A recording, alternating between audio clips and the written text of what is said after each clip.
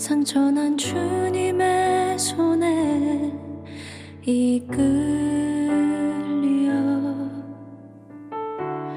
내가 감히 놓아도 놓치지 않으시는 마음에 눈물로.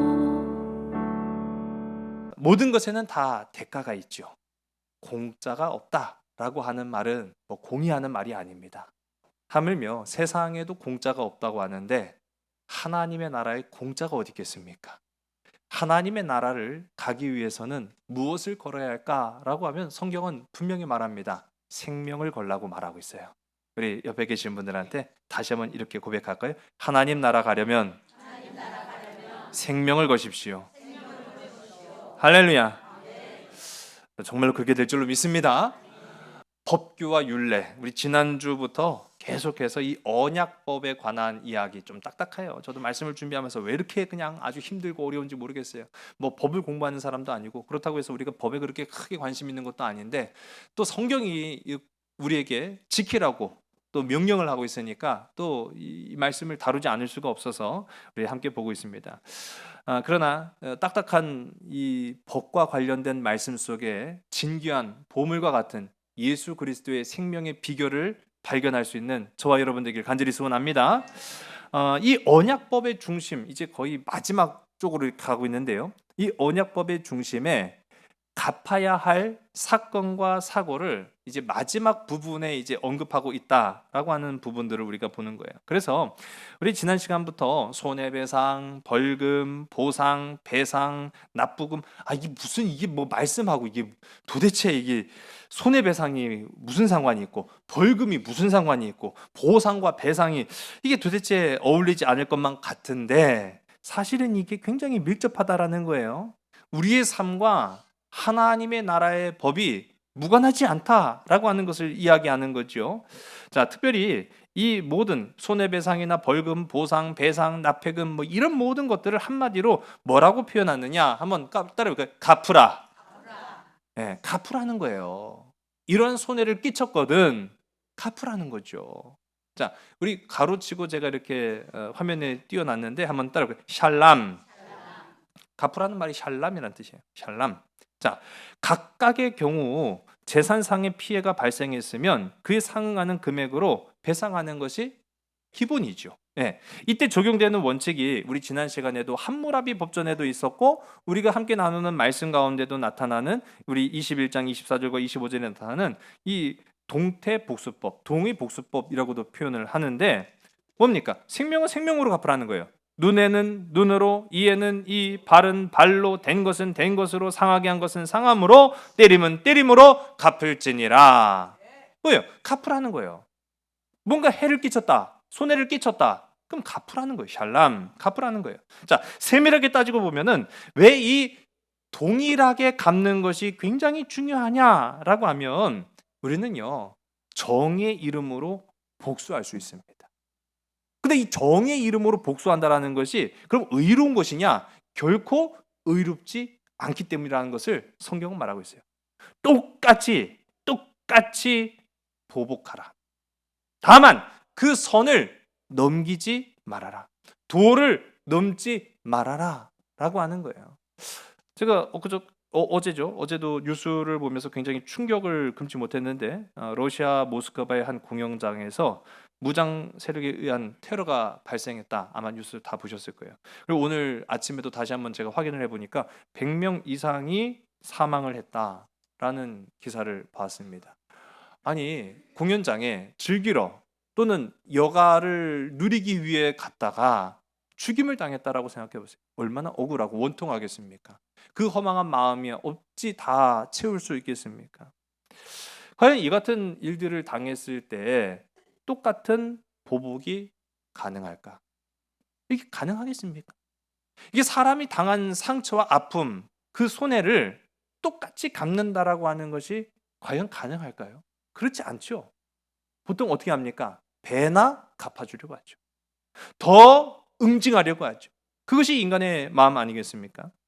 지금은 뭐 사라진 문화이지만은요.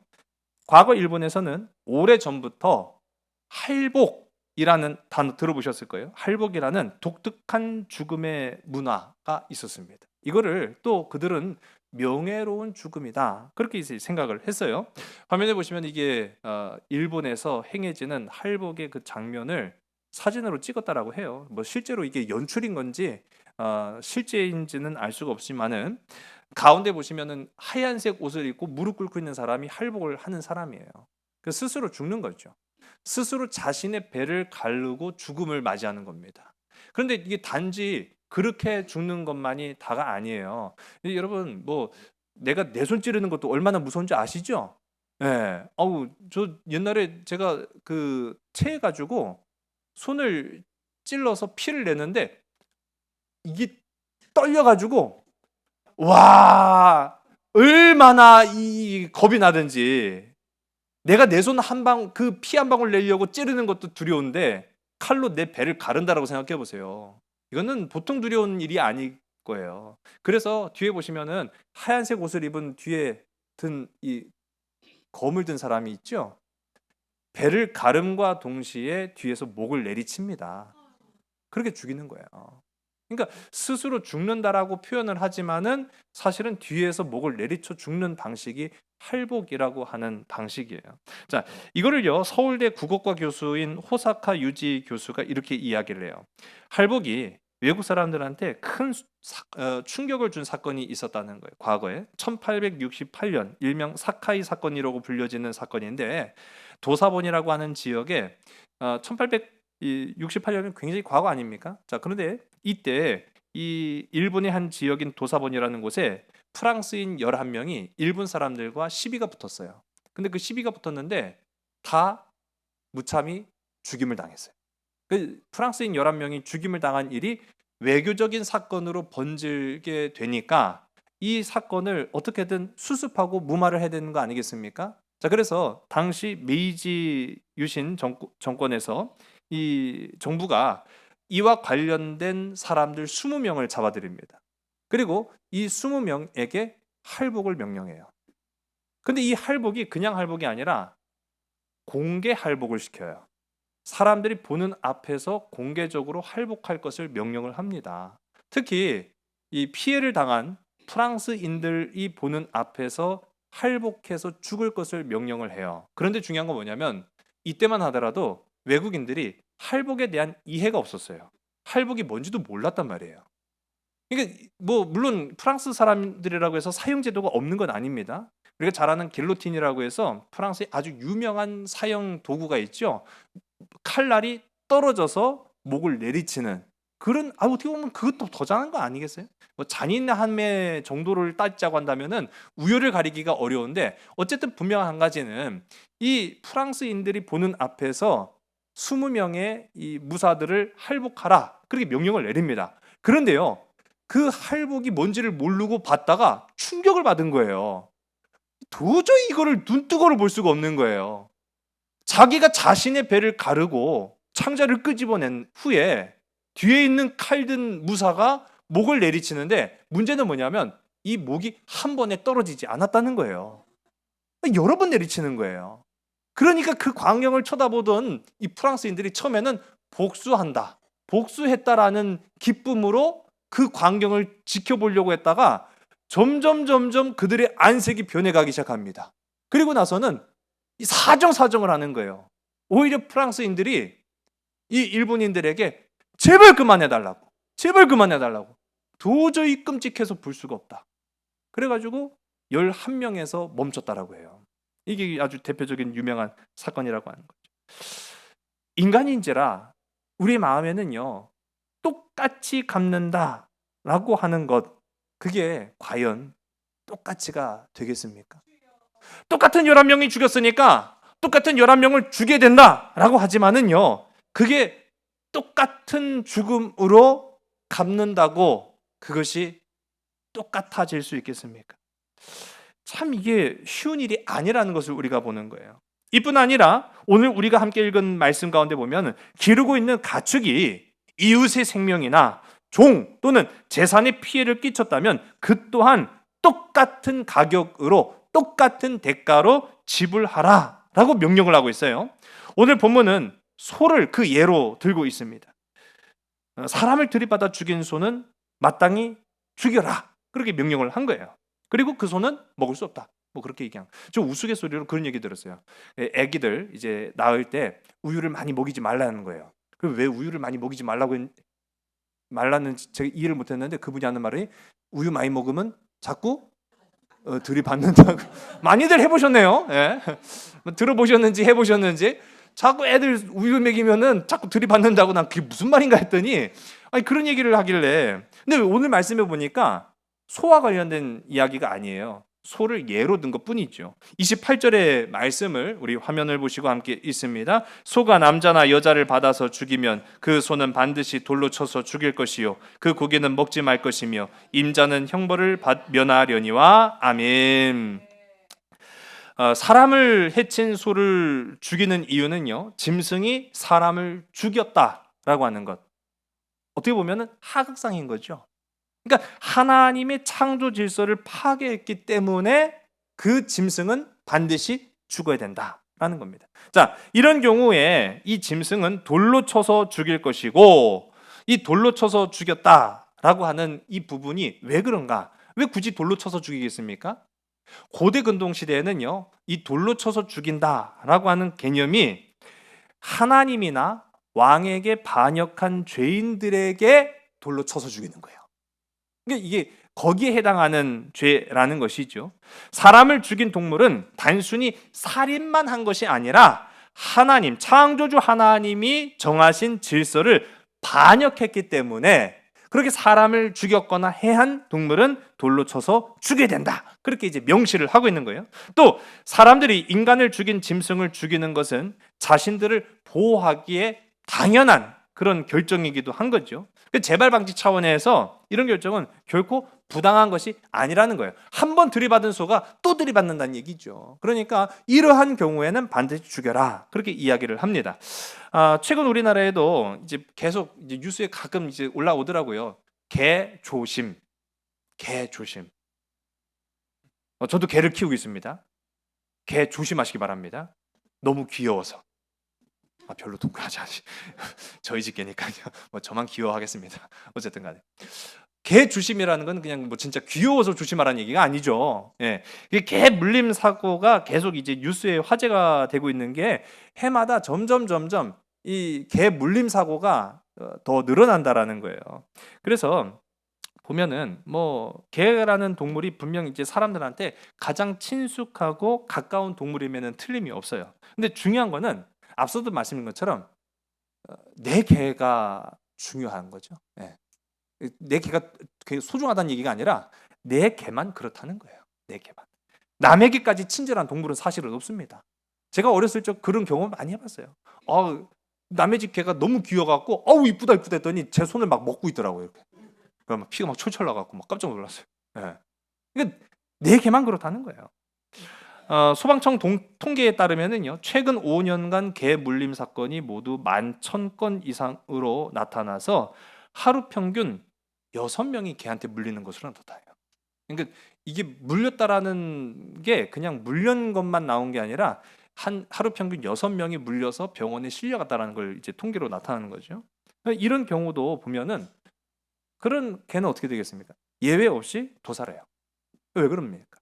인명이 개의 목숨보다 귀하기 때문인 거죠. 그 당연한 거예요. 자, 그런데 왜 사람을 죽인 소의 고기는 먹으면 안 되느냐? 아깝잖아요. 아니, 귀한 소인데 이왕 죽일 거 먹으면 되는 거 아니겠습니까? 아니, 이 소라는 동물이 뭐 육식도 아니고 사람을 씹어서 죽인 것도 아닌데 아니, 먹어도 얼마든 상관은 없잖아요. 근데 이 먹지 말라고 하는 이유가 무엇일까? 제가 주석을 찾아보니까 기본적으로 고대 근동의 사람들은요, 짐승의 이런 사람을 죽인 짐승의 고기를 먹는 것 자체를 금기하는 거예요. 제가 앞서도 말씀드린 것처럼 하나님의 창조 질서를 어긴 거잖아요. 마땅히 사람의 다스림을 받아야 될 동물이 사람을 죽였다. 그러면은 이 동물은 부정하게 된 겁니다. 아무리 우리가 성경 가운데 정한 동물과 부정한 동물이 있는데 정한 동물이라 할지라도 그 정한 동물이 사람을 해했거나 죽였다. 그럼 부정한 동물이 돼버리는 거예요. 그래서 제물로도 사용할 수 없고 먹어서도 안 되는 진멸의 대상이 되어야 했다라는 것이죠. 자, 오늘 제가 방금도 이 개물림 사건에 대한 이야기를 했습니다만은 사람을 문 개는 또 물게 되어 있어요. 그 짐승이 사람을 공격하는 성향이 있어서 주변 사람들이 그 개는 자꾸 물려고 해요. 예, 너무 사나워요. 그렇게 하면은 경고를 하면 주의를 누가 지켜야 됩니까? 그 주인이 지켜야 되는 거죠. 주인이 지켜야 되는데 주인이 적절한 조치를 취하지 않다가 사람을 또 해했다라고 하면은 오늘 우리가 함께 읽은 말씀은요. 그 임자도 죽여라. 무서워요. 29절의 말씀을 우리 함께 보겠습니다. 소가 본래 받는 버릇이 있고 그 임자는 그로 말미암아 경고를 받았으되 단속하지 아니하여 남녀를 막론하고 받아 죽이면 그 소는 돌로 쳐 죽일 것이고 임자도 죽일 것이며 아멘. 그러니까 소 때문에 사람도 죽을 수 있는 거예요. 그러니까 단속 철저히 해라. 그렇게 하는 이야기죠.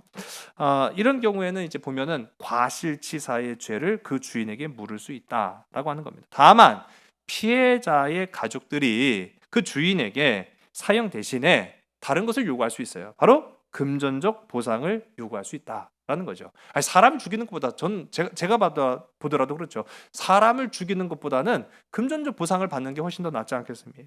우리 30절의 말씀을 우리 화면을 보시고 우리 화면 보시고 안 되네요. 오늘 화면을 보지 말라는 것 같아요. 우리 30절의 말씀 우리 함께 봅시다. 우리 30절 우리 함께 있으면 시작. 만일 그에게 속죄금을 부과하면 무릇 그 명령한 것을 생명의 대가로 낼 것이요. 아멘. 이와 같은 법, 그러니까 생명의 대가로 속죄금을 내면 똑같은 것으로 쳐주겠다. 그렇게 이야기를 하는 거예요. 이와 같은 사례는요, 어린 아이가 짐승에게 죽임을 당했을 때에도 똑같이 적용된다라고 이야기합니다. 우리 31절과 32절의 말씀을 함께 읽습니다. 시작. 아들을 받든지 딸을 받든지 이 법규대로 그 임자에게 행할 것이며 소가 만일 남종이나 여종을 받으면 소 임자가 은 30세겔을 그의 상전에게 줄 것이요 소는 돌로 쳐서 죽일지니라. 아멘. 다만 이제 짐승이 노예를 했을 경우에는 30세겔의 보상으로 대신해라 라고 규정을 합니다. 자, 여기서 말하는 이 30세겔에 대한 기준은요, 하나님 앞에 서원한 사람의 몸값을 30세겔로 나타내긴 것이기 때문입니다. 그냥 하나님 앞에 드릴 거라는 거예요. 하나님 앞에 드릴 것을 그 피해자 가족에게 대신 준다라고 하는 그런 개념인 거죠. 자, 여기까지 우리가 이와 같은 하나님께서 왜 법규를 지켜야 되는가라는 것을 이제 말씀하셨는데, 그러면 왜 하나님은 동물에게까지 적용되는 법을 제정하셨는가라고 하는 그런 의문을 우리가 갖지 않을 수가 없어요. 자, 왜 그랬을까요? 그건 바로 사람이나 동물이나 공동체입니다. 함께 어우러서 살아가는 것 아니겠어요? 그 안에 머무는 것이 또한 이제 동물인 거죠. 사람의 통제와 지배를 받는 것이 동물이라는 거예요. 한마디로 말해서 공동체의 안녕을 위해서는 동물에게까지 적용되는 법이 굉장히 중요하다라는 것을 이야기합니다. 공동체가 건강하기 위해서는요, 그래서 경제적으로 또한 공평해야 한다라고 하는 거죠. 어떠한 손실이 생겨서 기울어지게 되었거든 그 기울어진 부분에 대해서 그 손실을 메꿔줄 수 있는 경제적인 대가가 있어야 한다라고 이야기하는 겁니다.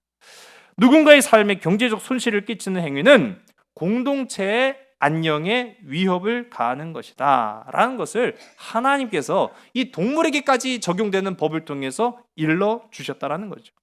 이는 공동체가 안으로부터 붕괴되는 원인을 막기 위한 장치였다라는 거예요. 요즘 우리가 근간에 이제 정치인들이 국민 경제를 그토록 외치는 이유가 무엇이겠습니까? 국민 경제가 무너지면 안으로부터 공동체의 안녕이 와해되기 때문이라는 거예요. 경제 안정화가 이루어지지 않으면 정치인들의 지지도도 떨어질 수밖에 없는 겁니다. 그래서 성경은 공동체의 안녕을 위협하는 모든 행위에 대해서 뭐하라 하라? 갚아라. 갚아라. 그래 한번 따라 샬람. 샬람. 자, 샬람을 강조하고 있는 것은 바로 공동체가 질서정연하게 이루어지기 위해서는 갚아야 된다라는 거죠. 자, 샬람이라고 우리가 고백을 했는데 이게 뭐 많이 비슷하지 않습니까? 그렇죠. 샬롬. 우리 한번 옆에 계신 분들한테 서로 이렇게 고백해 볼까요? 샬롬. 네.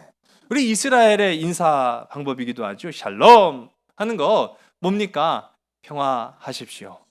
평안하십니까? 뭐 그런 이제 약간 끝을 올리면 평안하십니까? 라는 말이 되기도 하고 또 끝을 내리면 평화하십시오 라고 이야기하는 것도 맞는 말이에요. 자, 이 샬람이라는 말과 샬롬이라고 하는 말은 같은 의미에서 온 거예요. 자, 그런데 이 평화를 나타내는 샬롬은 사실은 그냥 되지 않는다라는 겁니다.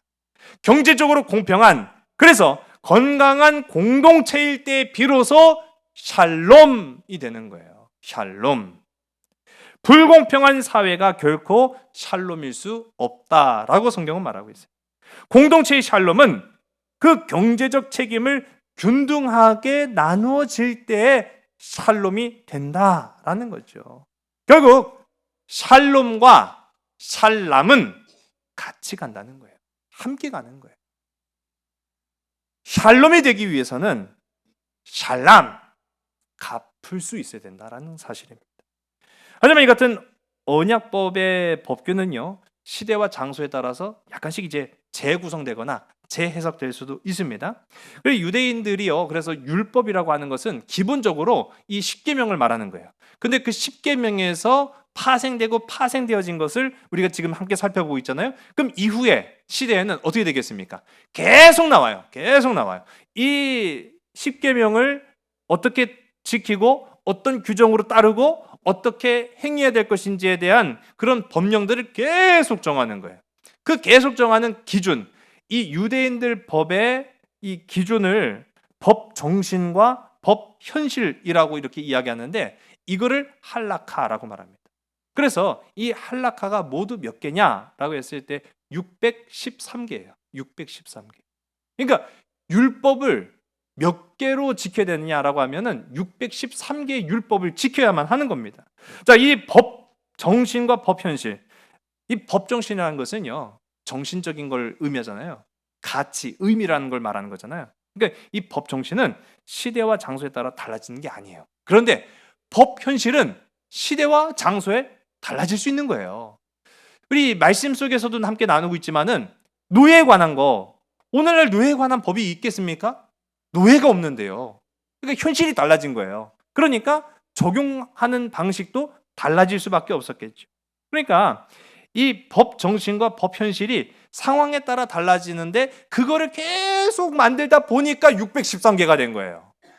여러분, 한마디로 말하면은 이 유대교 테두리 안에서 장로들의 전통이라는 이름 하에 만들어진 이 613개의 확장된 율법을 지키지 않으면 그들은 어떻게 됩니까? 구원 못 받는 거예요. 구원 못 받아요. 이게 어렵죠. 어렵죠. 어떻게 우리가 법을 하나도 지키기 어려운 세상에 613개나 되는 이 자그마치 하나님의 십계명을 이어가는 이 계명들을 어떻게 다 지켜갈 수 있겠습니까? 그러니까 이게 결국은 우리가 하나 두 개 어기기 시작하다 보면은 아예 포기해버리는 경우가 있어요. 이거 내가 어떻게 다 지켜? 그러면서 포기하다 보니까 결국은 인간이 구원으로부터 멀어지게 되는 거예요. 왜요? 우리는 613개나 되는 이 법령들을 다 지킬 수가 없어요. 그러니까 구원이 멀어지는 거죠. 너무 이 기준이 높아져 버린 거예요. 어떻게 사람이 613개나 되는 이 법령들을 하나하나 다 세워가면서 다 지킬 수 있겠습니까? 자, 그런데 오늘 이제 말씀 보면은 이 동물에게까지 적용되는 법을 우리가 지켜야 되잖아요. 그런데 이 모든 문제를 해결하신 분이 바로 누구냐? 바로 예수 그리스도시라는 거예요. 예수 그리스도. 여러분, 예수님은요, 이 복잡하고 어려운 613개의 법을 딱 두 가지로 요약하셨어요. 딱 두 가지로. 마태복음 22장 37절에서부터 40절의 말씀을 제가 읽습니다. 예수께서 이르시되 내 마음을 다하고 목숨을 다하고 뜻을 다하여 주 너의 하나님을 사랑하라 하셨으니 이것이 크고 첫째 되는 계명이요 둘째도 그와 같으니 내 이웃을 내 자신같이 사랑하라 하셨으니 이 두 계명이 온 율법과 선지자의 강령이니라. 아멘. 한번 따라해볼까요? 하나님을 사랑하고 이웃을 사랑하겠습니다.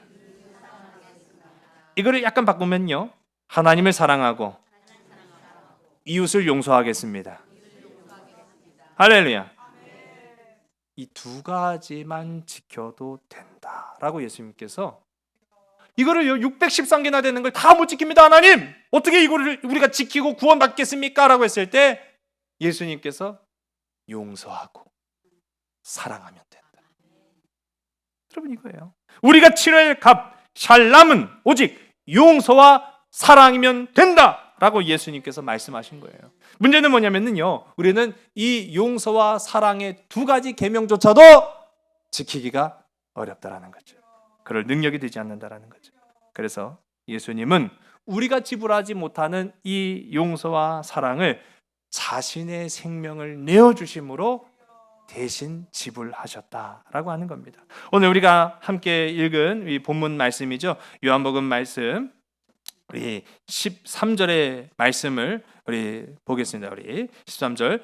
종려나무 가지를 가지고 맞으러 나가 외치되 호산나 찬송하리로다 주의 이름으로 오시는 이 곧 이스라엘의 왕이시여 하더라. 아멘.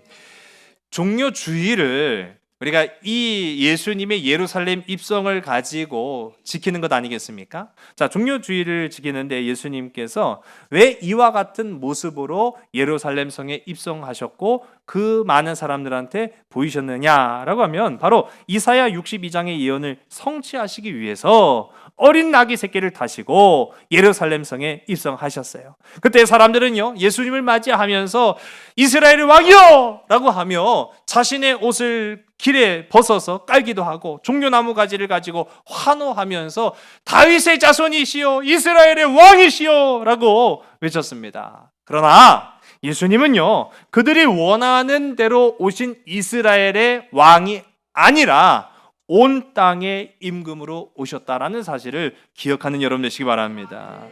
여러분 보세요. 왕은 죄 지은 자를 위해서 자신을 희생하는 법이 없어요. 왕은요 법을 어긴 자에게 자비를 베푸지 않습니다. 오히려 질서 유지를 이유로 해서 더 큰 벌을 내리는 것이 왕일 수 있죠. 그러나 예수님은요 죄 지은 자를 7번 용서하면 됩니까? 라고 물었던 베드로에게 7번씩 70번이라도 용서해야 된다라고 가르치셨어요. 내 이웃이 죄를 범했을지라도 내 이웃 사랑하기를 너 자신을 사랑하듯 하라고 말씀하셨어요. 그리고 그 누구도 대신할 수 없는 생명을 위해서 자신의 생명을 십자가에 들이신 사건이 바로 십자가의 사건이라는 사실이에요. 여러분, 예수님의 제자들조차도요 예수님이 이 같은 행동을 이해하지 못했다라는 겁니다. 오늘 우리가 함께 읽은 요한복음 우리 12장 14절서부터 우리 16절까지의 말씀 우리 함께 보겠습니다. 예수는 한 어린 나귀를 보고 타시니 이는 기록된 바 시온 따라 두려워하지 말라 보라 너의 왕이 나귀 새끼를 타고 오신다 함과 같더라. 제자들은 처음에 이 일을 깨닫지 못하였다가 예수께서 영광을 얻으신 후에야 이것이 예수께 대하여 기록된 것임과 사람들이 예수께 이같이 한 것임이 생각났더라. 아멘. 예수님의 부활 승천 후에야 비로소 예수님의 제자들이요 예수님이 예루살렘 성에 입성하셨던 그 장면을 딱 떠올려 보니까 왜 예수님께서 그렇게 행동하셨고 왜 예수님께서 그렇게 말씀하셨는가라고 하는 것들을 비로소 그때야 알기 시작했다는 거예요. 예수님은 우리를 위해 자신의 생명을 대가로 지불하셨다라는 겁니다. 참된 샬롬, 참된 평화를 위해서 자신이 값이 되어주시는 샬롬을 위해 샬람이 되신 사건이 바로 십자가의 구원의 사건이었다라는 사실이죠. 여러분, 이제 이 말씀을요 여러분의 삶 속에 한 주일 동안, 이 고난주간 동안 적용하며 살아가시기 바랍니다. 예수님은 나를 위해 오셔서 나를 위해 기꺼이 자신의 생명을 내 생명의 대가로 치르셨습니다. 이제 한번 고백해볼까요? 주님, 이제는 내 차례입니다. 내 차례입니다. 여러분, 613개의 구원의 계약, 하나님과의 율법 지킬 수 있겠습니까? 우리는 못 지켜. 불가능합니다. 그러나 이 불가능한 사건을 예수님께서 자신을 내어주시는 그 사건을 통하여서 두 가지로 압축하셨고 요약하셨고 간단하게 이것만 하면 된다 말씀하셨어요. 바로 무엇입니까? 용서하고 사랑하라. 우리 옆에 계신 분들한테 서로 고백합시다. 용서하고 사랑하겠습니다. 용서하고 사랑하겠습니다. 여러분, 하나님의 창조의 섭리를 지키는 것, 이것이 바로 용서와 사랑이에요. 샬롬을 위해서 샬람을 살아가야 되는 것, 이것이 바로 구원의 길이라 하는 것입니다. 찬송가 311장이죠. 한없는 용서와 참 사랑 가지고. 여러분, 이 가사가 정말 마음에 와닿지 않습니까? 한없는 용서와 참 사랑 가지고. 그냥 용서도 아니고 그냥 사랑도 아니에요. 한없는 용서 그리고 참된 사랑 가지고 살아가라 라고 주님 우리에게 말씀하신 거예요. 그렇게 하면 하나님 나라가 이 땅 가운데 임한다는 거죠. 그렇게 하면 주님이 원하시는 삶이 우리의 삶 속에 이루어지게 된다라고 하는 것이죠. 우리 고난주일 이제 십자가 고난에 동참하면서 주님이 나를 위하여 흘리신 보혈의 피, 주님이 나를 위하여 흘리신 그 생명 기억하시며 참된 용서, 참된 사랑, 한없는 용서, 참된 사랑으로 살아갈 수 있는 저와 여러분 우리 모두가 다 되기를 주의 이름 간절히 소원합니다. 기도하시겠습니다. 하나님, 참 감사합니다. 하나님께서 이 땅 가운데 지키라고 명령하신 그 십계명, 그것은 결국은 한없는 용서와 참된 사랑이었음을 오신 예수 그리스도를 통하여 이제야 우리가 깨닫습니다. 참된 샬롬을 이루기 위하여 자신이 샬람이 되어서 값을 치르신 주님, 이제는 우리의 차례입니다.